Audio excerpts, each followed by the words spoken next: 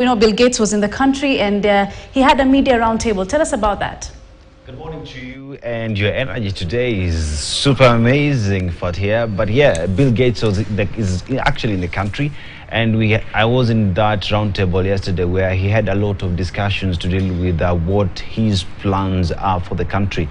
Now we start from health. He says is one of his big agenda for Africa. He has set aside $7 billion that will be used to take through some of his projects that he's doing. That is from vaccination for children, addressing diseases that we continue to face. He says uptake of vaccine in Africa is there to ensure that the population continues to be at good health. He also says agriculture is one of the areas that is investing in making sure that Africa gets good seeds that are disease resistant, that are pest resistant, so that we are able to feed our own populations, and also just making sure that countries that are facing ravages due to climate change, he says, it's important for richer countries, for developed nations to come together and give to Africa, to give to nations that continue to suffer, because climate change is here now, and that people should act now with regards to mitigation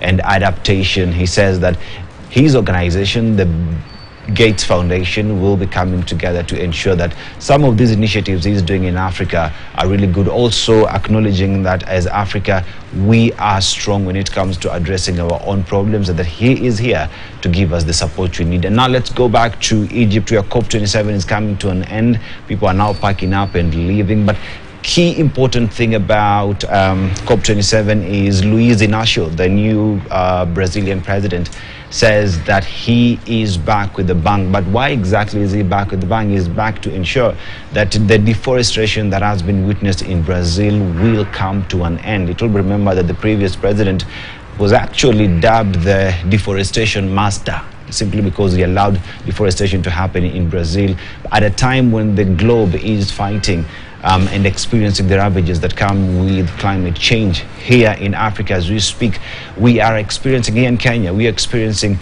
disasters, drought that we continue to face. People are unable to eat, malnourished children, which is leading to stunted growth. People are not just able to put food on their table, yet someone on the other side of the aisle is cutting trees. In Kenya, President William Ruto is big on planting trees. He's big on ensuring that our forest cover grows. He says he wants to grow 5 billion trees by the year 2032, that is in the next 10 years, and just putting in place measures of making sure that we are doing our part as a continent that emits less but continues to go through all these disasters. So yes, Cop27 also saw yesterday the youth coming together in one voice, demanding their seat on the table, saying that as much as world leaders come together to sit, their voice is never really captured, given the fact that we are the ones who are going to live longer on the face of the earth. Therefore, our voice should be heard, our voice should be taken into account, our voice should be given the priority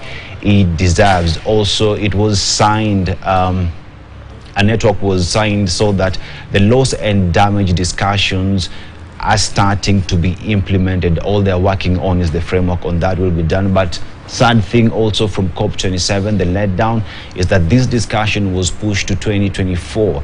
Talking about loss and damages being pushed to 2024, yet disasters, like I said, drought, we talk about flooding, both Pakistan, in Nigeria, in South Africa, but this discussion is being pushed to 2024. So yes, we continue with this conversation. Planet Action will be there later today.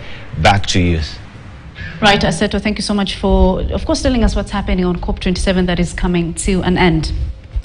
I want us now to link up with Tobias Chanji in Kwale County. We understand that President William Ruto is opening a steel plant with the DEFCI. Tobias, good morning.